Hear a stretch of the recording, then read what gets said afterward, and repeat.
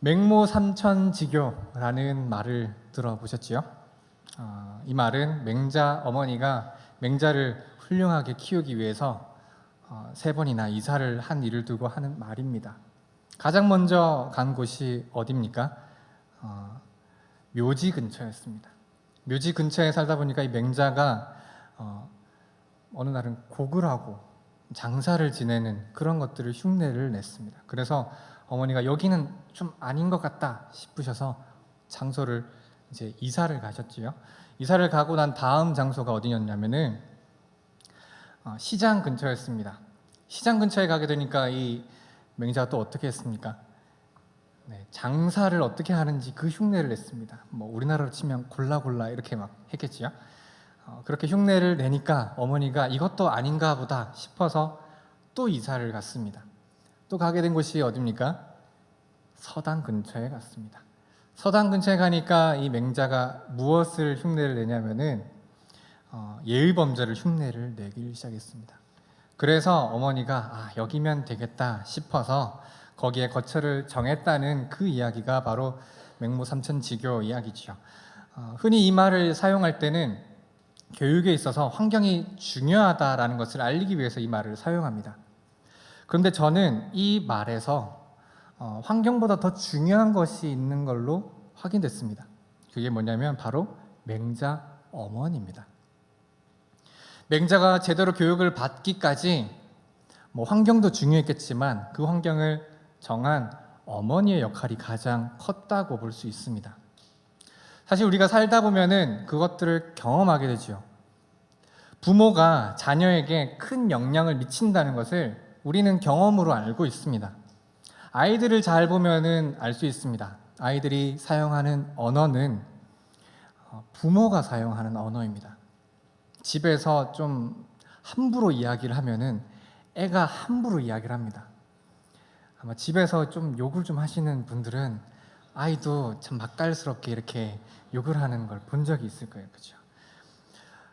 부모님의 성격이 안 좋은 분이 계신다면 나는 우리 부모님의 성격이 안 좋아라고 불평불만하지만 결국 커보니까 내가 그 성격 그대로 닮아있는 모습을 볼 수도 있습니다. 과연 이 부모가 제대로 된 부모인가를 알아보려면 그 자녀를 보면 됩니다. 그 자녀가 하는 행동은 집에서 부모님이 하는 행동이거든요. 그래서 자녀가 부모의 사생활을 그렇게 고발을 합니다. 그래서 자녀를 보면서 이 부모가 집에서 이렇게 신앙생활 하는구나 이렇게 판단하게 되죠. 좋든 싫든 자녀는 부모의 성격을 담습니다. 그리고 무엇보다도 가치관을 담게 되고 특별히 신앙관을 담게 됩니다. 그렇기 때문에 우리 믿는 자들은 자녀의 신앙 교육에 어떤 영향을 미칠 것인가 이 부분들을 고민할 필요가 있습니다. 왜냐하면 신앙 교육의 책임이 바로 이 부모에게 있기 때문입니다. 신앙 교육의 책임은 부모에게 있습니다. 우리가 잘 아는 쉐마 말씀 다 함께 신명기 6장 6절부터 9절까지 한번 읽어보겠습니다. 시작. 오늘 내가 내게 명하는 이 말씀을 너는 마음에 새기고 내 자녀에게 부지런히 가르치며 집에 앉았을 때에든지 길을 갈 때에든지 누워있을 때에든지 일어날 때에든지 이 말씀을 강론할 것이며 너는 또 그것을 내 손목에 메어 기호를 삼으며 내 미간에 표로 삼고 또 내 집 문설주와 바깥문에 기록할지니라. 아멘. 여기 말씀을 보면은 하나님께서 가르치는 것을 얼마나 중요하게 여기는가, 신앙교육을 얼마나 중요하게 여기시는가를 살펴볼 수가 있습니다. 그런데 하나님께서 이 신앙교육을 누구에게 맡기셨는가 이 말씀을 통해서 분명하게 밝히고 계시죠. 하나님이 누구에게 신앙교육을 맡기셨습니까? 그렇죠. 부모에게 맡기셨습니다. 교회 교육이 주일학교를 통해서 이루어진다라고 생각하는 분들이 많이 계신 것 같습니다. 그런데 주일학교가 모든 책임을 지진 않습니다. 주일학교도 중요하지만 주일학교는 일종의 보조적인 역할을 할 뿐이죠. 하나님은 그 누구보다도 부모에게 자녀에게 부지런히 가르치라고 명령하셨습니다. 신명기 이 당시에는 하나님께서 이 부모가 자녀에게 잘 가르칠 수 있도록 여러 가지 장치들을 마련해 두셨습니다.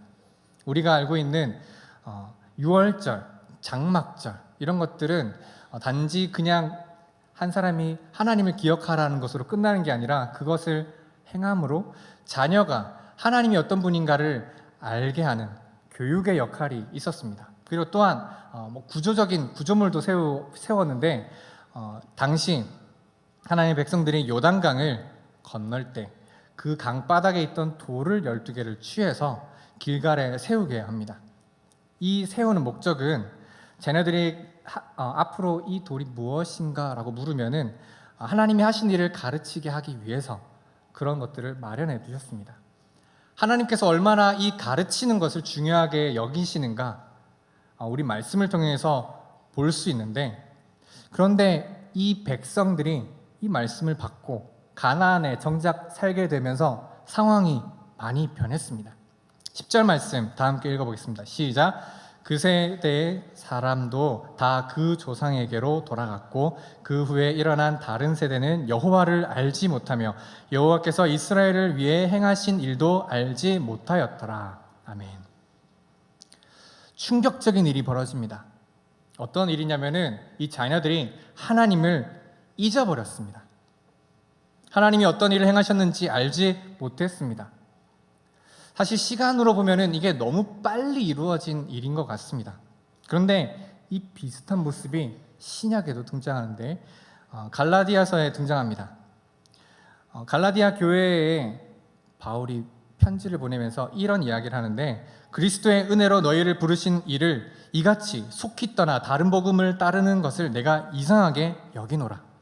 분명히 복음을 들었던 그들인데 그들이 속히 다른 복음을 향해서 나아갔다고 한마디로 비통해하고 있습니다. 그렇다면 이 갈라디아 교회는 왜 그렇게 빨리 그 믿음을 저버렸을까요? 당시 갈라디아 교회에 어떤 다른 복음이 들어갔냐면은 유대주의가 그 가운데 깊숙이 들어갔습니다. 이 유대주의라는 것은 율법을 강조합니다. 그리고 행함을 강조합니다. 왜 이것에 빠져드는가? 한마디로 그것이 더 합당해 보이기 때문입니다. 구원이라는 큰 선물을 얻으려면 우리가 그냥 공짜로 받기에는 뭔가가 찝찝한 그런 느낌이 있습니다.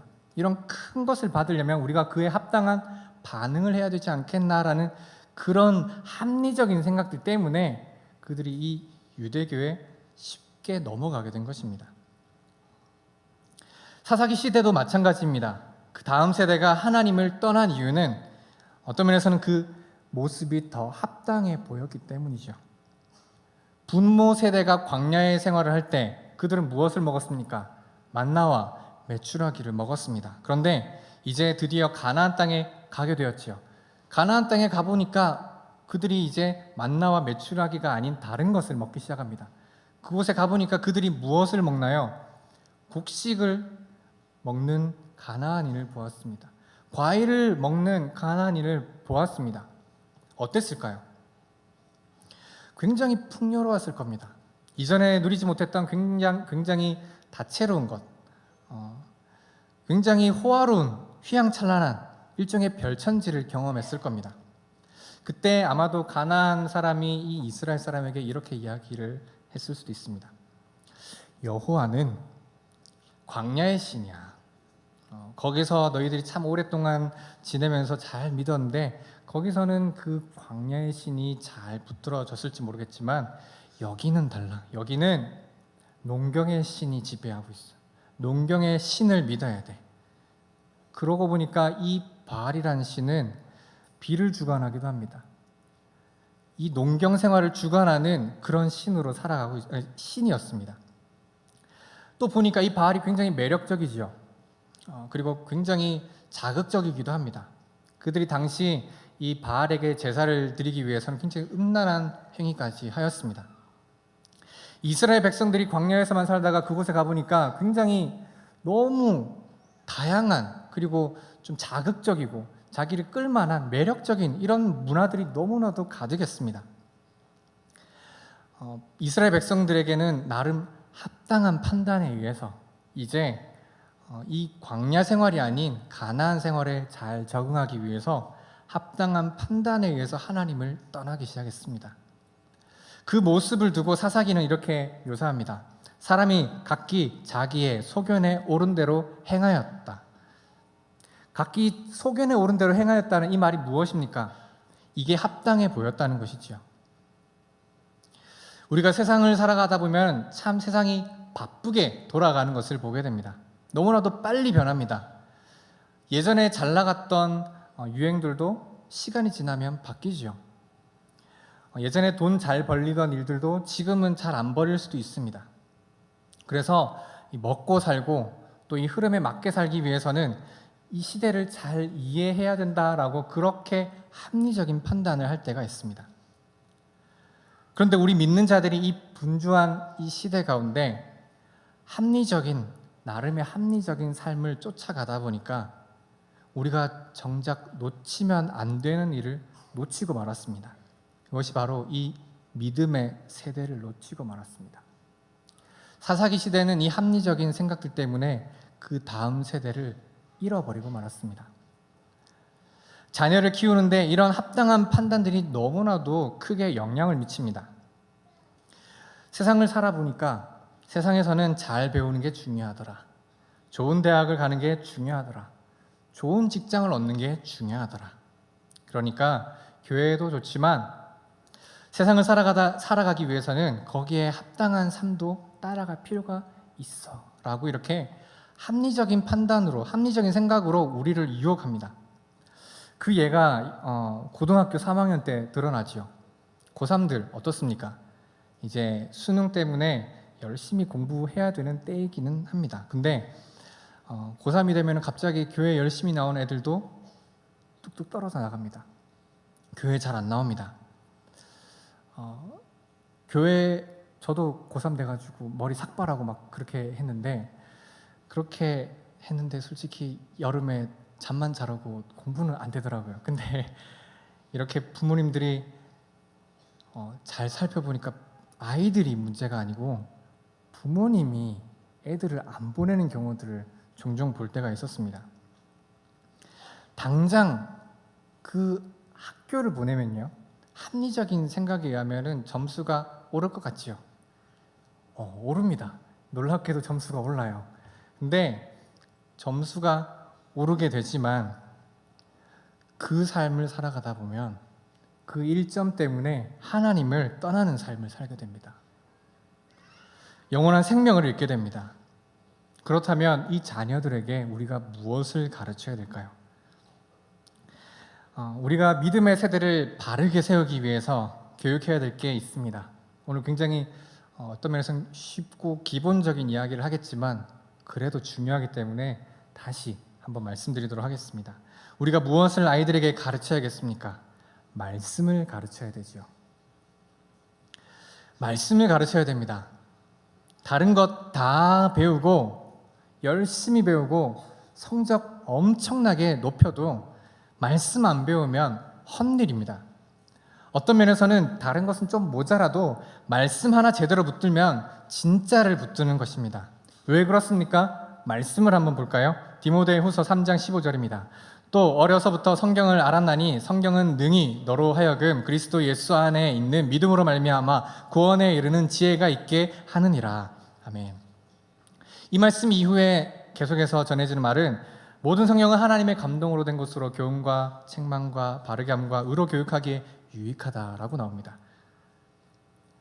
성경이 참 많은 것들을 가르쳐 주는데 이 성경이 가르쳐 주는 것 중에서 가장 중요한 것은 성경만이 우리에게 생명을 준다는 것이죠. 세상이 지혜를 주죠. 그러나 생명을 주지는 않습니다. 이 말씀만이 진짜 지혜를 줍니다. 단순히 세상을 잘 살아가는 법을 가르쳐 주는 것이 아닌 영혼을 어떻게 살아갈지에 대한 그런 지식을, 그런 지혜를 우리에게 알려줍니다. 단순히 세상을 어떻게 하면 착하게 살까, 어떻게 하면 잘 살까를 알려주는 것이 아닌 하나님의 사람으로 어떻게 살 것인가를 이 말씀은 우리에게 전해주고 있습니다. 그러면 간혹 이렇게 생각하실 분도 있을 것 같아요. 세상을 너무 모르시네. 세상을 안 살아보시니까 그런 이야기를 하시네. 그래가지고는 못 살아요. 이렇게 하시는 분이 간혹 계실 수도 있을 것 같습니다. 그런 분들에게 제가 이런 질문을 한번 드려보고 싶습니다. 당장 죽어도 천국 가실 수 있습니까? 잠시 제가 드린 질문이에요. 네. 당장 죽어도 천국 갈 수 있습니까? 이부와는 좀 다른 반응인데 우리는 반은 가시고 반은 못 가실 것 같은데 제가 한 번만 다시 여쭤볼게요. 당장 죽어도 천국 가실 수 있겠습니까? 네, 제가 억지로 하는 거 아니죠? 정말 마음에 있는 것 하시는 거죠. 네, 근데 이런 질문 안에는 하나 중요한 또 질문이 숨겨져 있습니다. 그게 뭐냐면은 죽으면 천국 갈 수 있겠습니까? 라는 이 말은 죽을 준비가 되셨습니까? 라는 그런 질문도 들어있습니다. 또한 죽을 각오가 되어 있습니까? 라는 그런 질문도 들어있습니다. 그럼 과연 성도님들은 죽을 각오, 죽을 준비는 하고 계십니까? 말씀을 붙잡고 살겠다라는 것은 바로 천국 갈 준비를 하겠다는 것입니다. 말씀을 붙잡고 산다는 것은 내가 이 세상에 죽고 살고의 문제에 더 이상 매달려 있지 않겠다라는 고백이죠. 이 세상의 가치관이 우리를 흔들지 않겠다라는 그 고백을 하는 것과 같습니다. 내가 죽어도 천국 가겠습니까? 라는 이 고백은 내가 말씀만 붙잡고 따라 살겠다라는 그런 중요한 고백을 안에 담고 있습니다. 반대로 이와는 반대로 세상에 매달려 있는 사람들이 있습니다. 이 사람들은 세상 문제를 해결하려고 굉장히 노력을 합니다. 그분들은 이런 고민들을 하지요. 어디서 살까? 어디를 나올까? 어디를 들어갈까? 너는 어디에 사니? 너는 어디에서 일하니? 넌 어디를 나왔니? 이런 것들에 굉장히 큰 관심을 둡니다. 당장 그것을 따르면 즐거울까요? 슬플까요? 다 되진 않겠지만 그렇게 살면은 나름 좋은 것도 있습니다. 당장은 좋을 수 있고 당장은 즐거울 수 있지만 우리가 이 짧은 인생을 우리가 그냥 보더라도 그러한 조건들이 우리에게 영원한 기쁨을 주지 않는다는 것을 우리는 잘 알고 있습니다. 그러면 우리는 말씀을 따라 살아야겠죠. 말씀을 보면 우리는 더 이상 이 세계에 얽매이지 않는 영원에 시선을 두게 되는 것입니다. 하나님의 사람으로 이 땅을 살 수 있게 되는 것이죠. 그러면 과연 이 땅에 살아가고 있는 우리 아이들은 어떨까요? 과연 어디에 시선을 두고 있을까요? 과연 믿음의 자녀들은 어디에 시선을 두고 있겠습니까? 자신의 꿈과 비전을 어디에 두고 있을까요? 우리 부모님들이 자녀를 잘 양육시킬 때 그리고 하나님의 자녀로 키울 때 이 아이들이 영원을 사모할 수 있는 아이가 될 줄 믿습니다. 그를 위해서 어떻게 해야 됩니까? 영원을 사모하는 아이를 키우기 위해서는 잠언 22장 6절 말씀을 보면 마땅히 행할 길을 아이에게 가르치라. 그리하면 늙어도 그것을 떠나지 아니하리라. 아멘. 자녀에게 말씀을 먹여야 됩니다. 그러면 말씀을 떠나지 않습니다. 나이가 들어서 가끔 교회를 일탈하는 제 학생들이 간혹 보이는데 정말 완전히 벗어난 친구들은 특징이 있습니다. 그 특징은 뭐냐면 이 아이들에게는 말씀이 전혀 없어요. 그런데 방황하다가도 그렇게 떨어져 나가다가도 돌아오는 사람들이 종종 있습니다. 그 사람들의 특징은 또 이렇습니다. 말씀이 있습니다. 고백 중에 이런 고백을 합니다. 내가 어려서 들었던 말씀이 기억이 나서 그게 위로가 되어서 힘이 되어서 내가 돌아옵니다. 어릴 때 불렀던 찬양이 위로가 되고 힘이 되어서 내가 교회에 다시 왔습니다. 그런 고백을 종종 들을 때가 있죠. 말씀이 이렇게 아이들에게 심겨질 때 이 말씀이 결국 자라나고 이 아이들에게 생명을 주게 되는 줄 믿습니다. 소년부는 여기에 대해서 굉장히 신경을 씁니다. 작년에 교회에서 학가다를 시작했습니다. 학가다가 뭔지 아시죠? 학가다가 뭐죠? 네, 계속 읊조리는 겁니다. 입으로 계속 중얼중얼거리는 거죠. 이것은 말씀을 외우는 그런 목적이 아니라 말씀을 가까이 두겠다, 말씀을 함께 하겠다라는 그런 목적이 있습니다. 그래서 우리 소년부도 이것을 계속 아이들에게 말씀을 읽게 합니다. 왜냐하면 혹시나 이 아이가 자라서 교회를 떠나게 되더라도 이 말씀이 힘이 되고 씨가 되고 능력이 되어서 다시 돌아올 것을 믿기 때문이죠. 이 말씀이 가정 안에서 심겨질 때 이 아이는 떠나지 않습니다. 하나님을 떠나지 않고 하나님 안에 거하게 되죠. 근데 곰곰이 이렇게 찬찬히 가정을 들여다보면 이 말씀을 아이들에게 잘 안 읽히십니다. 대신에 영어 단어 하나 더 읽히려고 혈안을 하십니다. 아이가 영어 단어 외우는 걸 기뻐하세요? 말씀 읽는 걸 기뻐하세요? 좋은 말씀이 들리긴 하는데 가끔은 성경 말씀보다는 단어 하나 더 외우는 게 막 기쁨이 되는 그런 부모님도 간혹 계시더라고요. 말씀을 아이에게 심으시기 바랍니다. 영어 단어 하나 성적 더 올릴 수 있지요. 그러나 우리가 영혼을 바라보는 우리들이라면 이 아이들에게 말씀을 심겨야 됩니다. 그런데 말씀을 심는 것으로만 끝나면 안 됩니다. 여기서 더 나아간 단계가 있습니다. 말씀을 한번 읽어보겠습니다. 마태복음 28장 20절입니다. 내가 너희에게 분부한 모든 것을 가르쳐 지키게 하라. 볼지어다 내가 세상 끝날까지 너희와 항상 함께 있으리라 하시니라. 아멘. 하나님께서 우리에게 명령하신 것이 있습니다. 예수님께서 이 땅을 떠나가실 때 지상 명령으로 우리에게 명령하신 것이 있죠. 말씀을 가르치라. 우리가 흔히 많이 말하는 제자 삼으라는 이야기를 많이 합니다. 그런데 말씀을 가르치라는 것은 어떤 면에서는 교회에서 할 수 있습니다. 어떤 면에서는 상공부를 통해서도 배울 수 있습니다. 학과들을 통해서도 가능하지요. 그런데 말씀을 가르치는 것을 넘어서서 지키게 하라는 것은 좀 상황이 다릅니다. 이 명령에 가장 잘 부합하는 곳은 교회보다는 오히려 가정일 수 있습니다. 왜냐하면 이것은 말씀을 가르치는 것으로 끝나는 게 아니라 그것을 행하도록 옆에서 돌보는 일이기 때문입니다. 말로 마치는 것이 아니라 그렇게 실제로 살도록 돕는 것이기 때문입니다. 그런 면에서 교회나 교회 학교는 한계가 있습니다. 왜냐하면 일주일에 많이 모이지 않습니다. 아무리 열심히 있는 교사를 할지라도 일주일 내내 이 아이들을 케어하는 것, 관리하는 것은 굉장히 힘듭니다. 대신에 일주일 내내 밉든 좋든 계속 자녀와 붙어있는 분이 계시죠. 누굽니까? 부모입니다.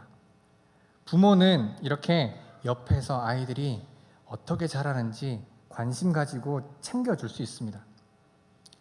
아이가 학업 성취에 만족해서 학업 성취를 통해서 높은 점수를 얻는 것을 기뻐하는 그 열정을 가지고 한번 아이들이 어떤 말씀을 듣고 있는지, 어떻게 말씀을 행하고 있는지 점검하면서 한번 기쁨을 누려보실 수 있기를 소망합니다. 여기서 조금 벗어난 말이겠지만 이와 함께 좀 연관된 이야기를 하도록 하겠습니다.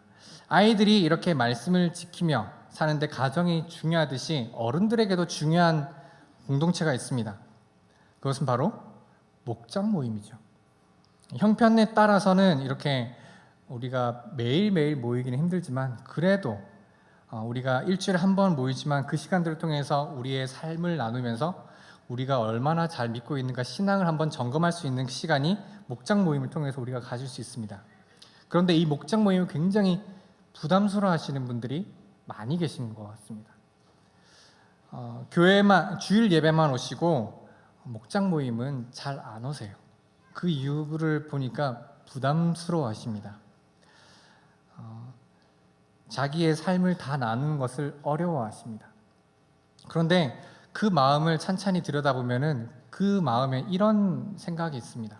나는 그냥 교회 내 뜻대로 나오고 이렇게 나오는 것으로 나는 건강한 영적인 생활을 할 수 있다라고 그렇게 믿는 것입니다. 그런데 이 마음에 더 깊이 들어가면은 이런 마음이 있습니다. 나는 내가 받고 싶은 말은 받되 나에게 조금 거슬리는 말은 나는 좀 안 따라하고 싶어라는 그런 하나님의 말씀을 편식하는 그런 모습들이 있습니다. 어렵지요. 힘들고 좀 부담스러울 수 있습니다. 그런데 이 어려움에 굴복하면 우리의 신앙이 거기까지죠. 근데 우리가 그것을 묵묵히 참고 인내하고 견뎌내면은 우리의 한계는 무한대로 넘어갈 줄 믿습니다. 그래서 목장 모임에 묵묵히 계셔주세요. 힘들든 좋든 싫든 그냥 거기 그 자리에 계셔주세요. 그러면 하나님께서 그 믿음을 자라게 하실 것입니다. 목장이든 가정이든 우리는 어디서든 이 말씀을 살아내는 훈련들이 필요합니다. 그러기 위해서 부모님이 다음 세대를 위해서 정말 열심을 다해서 말씀을 가르치고 또 그것을 지킬 수 있도록 관심 가지고 챙겨 주셔야 할 줄 믿습니다. 우리가 두 번째로 지켜야 될 게 있습니다. 무엇이냐면 바로 기도를 가르치는 것이죠. 사도행전 2장 42절 말씀 보겠습니다. 그들이 사도의 가르침을 받아 서로 교제하고 떡을 떼며 오로지 기도하기를 힘쓰니라. 아멘. 여기 보면은 이제 사도의 가르침을 받고 그들이 했던 행동들이 있습니다. 그게 뭐냐면 오로지 기도하기를 힘썼다는 것이죠. 초대 교회에 있어서 중요한 활동이 있습니다. 그것은 바로 말씀과 기도였습니다. 이 둘은 결코 뗄 수 있는 존재가 아닙니다. 우리가 가르침을 받는 대로 솔직히 살아가는 것은 쉽지 않지요. 그런데 우리가 이 말씀대로 살아갈 수 있는 방법이 있습니다. 어떨 때 우리가 그 말씀대로 살 수 있습니까? 바로 기도할 때 그 말씀대로 살아갈 수 있죠. 우리가 예배를 마치고 우리가 여기서 잠시 또 기도하는 시간을 가집니다. 왜 기도하는 시간을 가집니까? 갑자기 나가면은 좀 마음이 어지러워서 그런 겁니까? 아닙니다. 그것은 바로 우리가 이 받은 말씀대로 살기 위해서 하나님께 도움을 구하는 시간이죠. 세상의 유혹이나 어려움이 닥칠 때 기도하지 않으면 어떻게 됩니까? 그냥 휩쓸려 갑니다. 그런 면에서 우리 아이들 보면 참 걱정이 됩니다. 이 아이들 기도할 줄 모릅니다. 기도시키면 굉장히 당황해하고 창백해집니다. 이건 솔직히 어른들도 마찬가지인 것 같아요. 어른분들께도 이렇게 기도 한번 좀 부탁드립니다 하면은 손사래를 치시고 믿음을 저버릴 것 같은 그런 반응을 보이셔가지고 제가 너무 부담이 돼가지고 이건 내가 잘못한 건가 싶은 생각을 들 때도 있습니다. 이 아이들이 기도를 몰라요. 기도할 줄 모르는 아이들이 참 많은데 그런 아이들에게 기도 제목을 이렇게 요구를 합니다. 내가 너희들을 위해서 기도할 테니 기도 제목을 좀 줄래? 아이들이 기도 제목을 이렇게 적어서 저에게 보내줍니다. 어떤 기도 제목을 보내주냐면은 아이들이 실제로 뭐 사진 않겠지만 이런 기도를 부탁합니다. 로또 당첨되게 해주세요. 네. 이걸 어떻게 해야 될지 저도 난감한데 제가 하나님께 부탁해서 번호를 받아내야 될지 그리고 또 이런 기도가 있습니다. 컴퓨터 게임이나 폰 게임을 하는데 아이템이 좀 없나 봐요. 그래서 목사님 좋은 아이템 뽑을 수 있도록 기도 좀 해주세요라고 저한테 부탁을 합니다. 네. 이런 기도를 한다는 그 자체만으로는 참 이쁘고 참 사랑스러운데 그런데 문제는 이런 기도는 기도를 배우지 않아도 할 수 있는 기도입니다. 이런 기도만 하는 것이 문제입니다. 대부분 이렇게 기도하는 친구들은 교회 나온 지 얼마 안 된 친구들이에요. 그러면 좀 교회 다닌 친구들은 어떨까요? 교회 다닌 친구들은 좀 괜찮을 것 같습니까? 제가 보기엔 별 차이는 없습니다. 기도를 이제 뭘 기도해 줄까 하면은 아이들이 늘 한결같이 기도 부탁하는 게 있습니다. 우리 엄마 아빠 건강하게 해주세요. 네, 아이들이 굉장히 효자예요, 그렇죠? 맨날 엄마 아빠 건강하게 해주세요로만 기도를 부탁합니다. 매주 안 바뀌어요. 그것도 필요한 기도죠. 근데 그 기도만 하는 것은 문제가 있습니다. 왜 이렇게 기도를 합니까? 이 아이들이 왜 이렇게 제한적인 기도를 하게 되죠? 기도를 배우지 않아서입니다. 성도님들도 기도를 부담스러워 하시지요. 왜 부담스러워 합니까? 기도를 제대로 배우지 않아서입니다. 누가복음 11장 1절에 예수께서 한 곳에 기도하시고 마치심에 제자 중 하나가 여짜오되 주여 요한이 자기 제자들에게 기도를 가르친 것과 같이 우리에게도 가르쳐 주옵소서라고 제자들이 예수님께 기도를 가르쳐 달라고 부탁합니다. 이 제자들은 그러면 이전에는 기도하지 않았을까요? 그렇지 않습니다. 이들도 열심히 기도했습니다. 그런데 이 기도라는 것은 그냥 자기 마음대로 기도하는 게 아니라 하나님의 뜻을 따라서 구해야 했기 때문에, 바른 기도가 있기 때문에, 그들이 구해야 되는 분명한 것이 있기 때문에 제자들은 예수님께 가르쳐 달라고 그렇게 부탁을 합니다. 그때 예수님께서 제자들에게 기도를 가르치셨죠. 자, 그럼 성도님들께 한번 물어볼까요? 기도는 어떻게 하는 것입니까? 기도는 무엇을 기도하는 것이죠?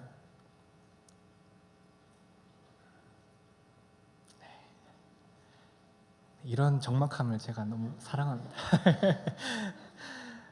기도를 할 때 어떤 분은 이렇게 이야기를 하세요. 지극히 정성을 다해서 막 열심히 소리를 질러서 뜨겁게 이렇게 기도하면 된다라고 이야기를 하십니다. 그런데 이렇게 기도하는 것은 기도를 배우지 않은 사람도 할 수 있는 기도입니다. 교회에 다니지 않는 사람도 이렇게 기도합니다.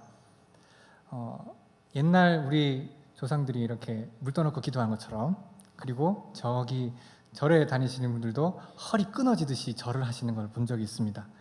열심으로 따지면 아마 이분들이 더 열심일 거예요. 엘리야 선지자가 바울 선지자들과 함께 갈멜산에서 대결을 벌인 때가 있습니다. 무엇을 두고 대결을 했냐면 누가 진짜 신인가, 누가 믿는 신이 진짜 신인가를 대결하는 그런 장소였습니다. 제단 위에 송아지를 올려놓고 거기에 기도할 때 불이 내려지면은 그 신이 진짜 신이다라는 것을 대결을 했죠. 가장 먼저 이 바알 선지자들이 제사를 지냈습니다. 오전부터 이렇게 제사를 지냈죠. 기도를 했습니다. 소리를 질렀습니다. 시간이 지나도 반응이 없어요. 그랬더니 이래서는 안 되겠다 싶어서 이제 펄짝펄짝 그 제단을 뛰기 시작합니다. 반응이 있을까요? 이렇게 없어요. 반응이 없었습니다. 그래서 점심때가 되니까 이 엘리야 선지자가 조롱을 합니다. 아이고 너희 신은 지금 좀 잠을 자나 보다. 아이고 너희들이 좀 더 소리를 질러야겠구나. 그래서 이 바알 선지자들이 흥분을 해가지고 또 소리를 이전보다 더 크게 지릅니다. 반응이 있었을까요? 아직까지 없었어요. 네. 그래서 이래가지고 안 되겠다 싶어서 이제 자기를 막 자해를 합니다. 칼과 창으로 자기 피를 내기 시작하고 희생을 드리죠. 이렇게 하면 좀 봐줄까 싶어서. 자, 그랬더니 반응이 어땠을까요? 없었어요. 네. 없었어요. 그런데 그때 이제 드디어 엘리야 선지자가 비켜봐라, 너 그래가지고 되겠나 싶어가지고 나와서 하나님께 기도합니다. 어떻게 기도합니까? 아브라함과 이삭과 이스라엘의 하나님 여호와여, 주께서 이스라엘 중에 하나님이신 것과 내가 주의 종인 것과 내가 주의 말씀대로 이 모든 일을 행하는 것을 오늘 알게 하옵소서. 아멘.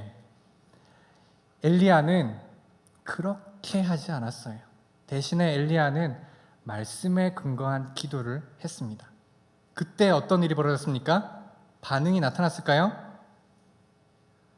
여기는 반응이 참 안 나타나는데 거기는 즉각적으로 반응이 나타났습니다. 그래서 하늘에서 불이 내려서 거기에 있는 재물을 태워버렸습니다. 세상적으로 볼 때 누구의 기도가 더 합당해 보일까요? 누구의 기도가 더 합리적이어 보이십니까?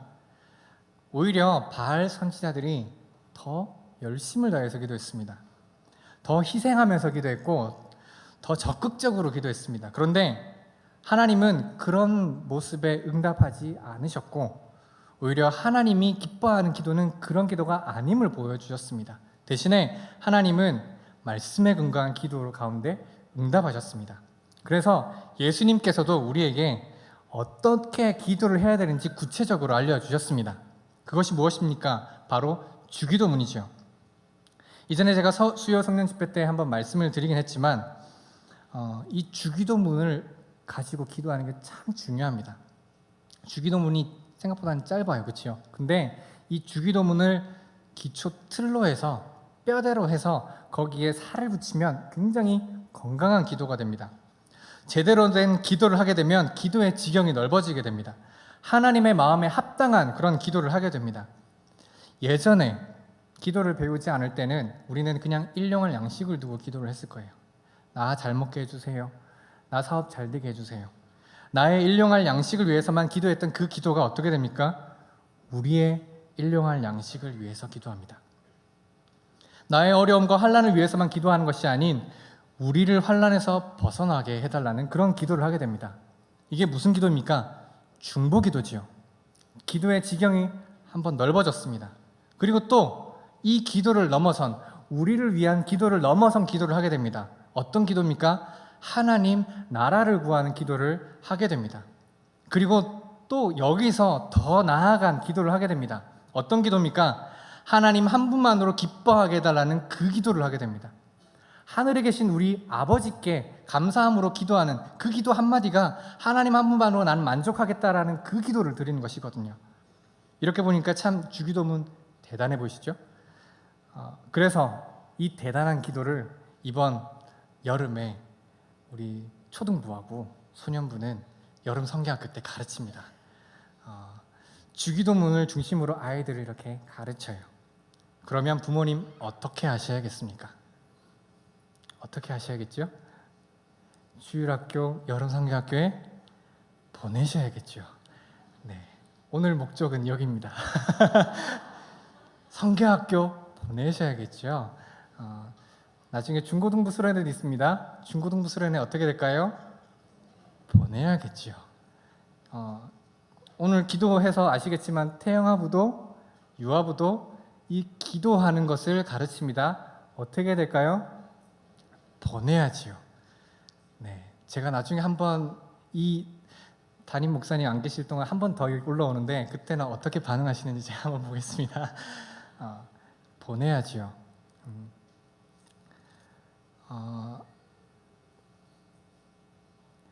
보니까 오평원도 이번에 이미 해가지고 제가 이걸 적용할 수는 없지만 오평원은 이미 수련회를 갔다 왔어요. 근데 그 내용을 보니까 마태복음을 가지고 이야기를 나눴다고 말씀을 나눴다고 이야기를 하더라고요. 그리고 또 특별히 그 안에 주기도문을 두고 또 말씀을 나눴다고. 맞죠? 갔다 오셨죠? 여기 끄덕끄덕 하시는 분은 갔다 오신 분이고 가만히 계시는 분은 안 가셨습니까? 말씀을 가지고 기도를 배웠습니다. 제가 보니까 이번 여름 동안에는 우리 아이들 그리고 우리 젊은이들이 이 기도를 배워야 되는 때인 것 같습니다. 그래서 하나님께서 우리에게 이렇게 준비하시는 것 같으세요. 우리 부모님들 어떻게 하셔야겠습니까? 성경학교에 수련회에 보내야 합니다. 자, 보냅시다. 한번 크게 외쳐볼까요? 보냅시다. 네, 감사합니다. 다 보내십시오. 여기 계신 분들은 다 보내실 것 같은데 그리고 보내시고요. 우리 아이들을 위해서 중보기도 해주십시오. 아이들의 신앙 상태에 무관심해하지 마십시오. 아이들이 어떻게 자라고 있는지, 무엇을 기도하고 있는지 우리 부모님들이 점검을 하셔야 됩니다. 오늘 주일에 무엇을 배웠는지 점검을 해보시기 바랍니다. 이런 기도를 가르치고 말씀이 배워질 때 우리 안에서는 건강한 기도가 드려지고 건강한 말씀을 통해서 이 아이들이 자라날 때 하나님께서 그에 합당한 기도를 들으시고 응답하실 줄 믿습니다. 그 중에 이 교회가 거룩해지고요, 하나님의 나라가 확장될 줄 믿습니다. 말씀을 맺겠습니다. 지금까지 드린 말씀을 잘 들어보면 이 신앙 교육을 위해서 한 가지 전제되어야 되는 것이 있다는 것을 발견할 수 있습니다. 그것은 바로 부모가 자녀 교육에 있어서 먼저 바로 신앙 가운데 서야 한다는 것이죠. 우리가 먼저 믿음의 세대가 되어야 하는 줄 믿습니다. 믿음의 세대를 세우기 위해서 가장 선행되어야 되는 것은 바로 나 자신이 하나님 앞에 먼저 바로 서는 것이지요. 오늘 드린 이 말씀은 자녀를 둔 부모님에게만 드린 말씀이 아닙니다. 이런 육적인 아이들에게만 해당되는 것이 아닙니다. 우리는 제자 삼는 자들이지요. 우리는 영적인 부모가 되는 자들입니다. 누군가를 전도하기 위해서, 누군가를 회복하기 위해서 어떻게 해야 됩니까? 우리가 먼저 하나님 앞에 말씀과 기도로 바로 서야 될 줄 믿습니다. 우리가 바른 믿음의 세대가 되어서 바른 말씀, 바른 믿음을 가질 때 하나님의 사명을 잘 감당하게 되는 줄 믿습니다. 어떤 사람들은 이때 이런 고민을 합니다. 나는 살아가다 보니까 나에게는 이런 믿음의 부모가 없었는데, 나에게는 이런 영적, 육적 부모가 없었는데, 그럼 나는 어떻게 해야 될까? 이분들에게 제가 위로의 말씀을 드리도록 하겠습니다. 시편 119편 102절입니다. 주께서 나를 가르치셨으므로 내가 주의 규례에 들에서 떠나지 아니하였나이다. 그분들에게 영적, 육적 아버지, 어머니가 되는 분 누굽니까? 바로 하나님이십니다. 하나님께서 친히 그분들을 가르쳐 주실 겁니다. 마지막 때가 가까울수록 우리는 영적으로 혼미한 시대를 살게 될 겁니다. 제대로 된 분별력을 가지고 하나님을 믿지 못하게 될 수도 있습니다. 거짓말로 우리를 유혹하고 넘어뜨릴 겁니다. 굉장히 합리적인 생각들로 우리를 넘어뜨릴 겁니다. 사도 바울은 그런 염려가 있었습니다. 때문에 자기의 영적인 아들과 같았던 디모데에게 이렇게 전합니다. 영적으로 어두워진 시대 가운데 어떻게 살아야 될까? 디모데전서 4장 5절을 보면은 하나님의 말씀과 기도로 거룩하여짐이라 라고 전하고 있습니다. 무엇이 우리를 살립니까? 무엇이 이 땅의 상식입니까? 무엇이 세상의 가치입니까? 우리를 살리는 것이 이 땅에서 알려주는 그런 세상 가치가 우리를 살려줍니까? 아니면 이성이 우리를 살려줍니까? 아니지요.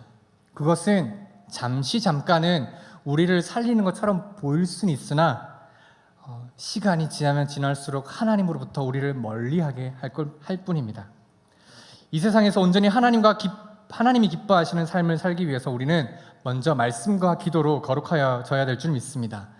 영적, 육적 부모가 자녀에게 이 신앙을 잘 전수해야 될 줄 믿습니다.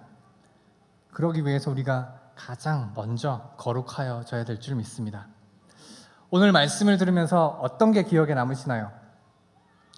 자녀를 수련회 보내야 되겠다. 네. 이것만 기억하셔도 저는 충분히 한 것 같습니다. 자녀에게 혹은 모건에게 나도 영적, 육적 부모가 되어서 가르쳐야겠다, 전해야겠다, 이 말씀 가운데 살게 해야겠다라는 그런 생각이 드십니까? 나 자신이 말씀과 기도로 바로 서야겠다라는 그런 생각이 드십니까?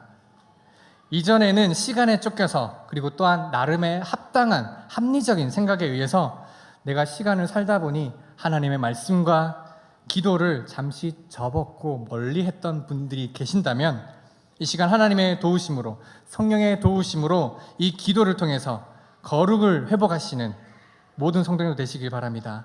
그리고 믿음의 다음 세대를 세워가면서 하나님께서 우리에게 맡기신 거룩한 사명을 잘 감당하시는 은한 가족 되시기를 축원합니다. 아멘.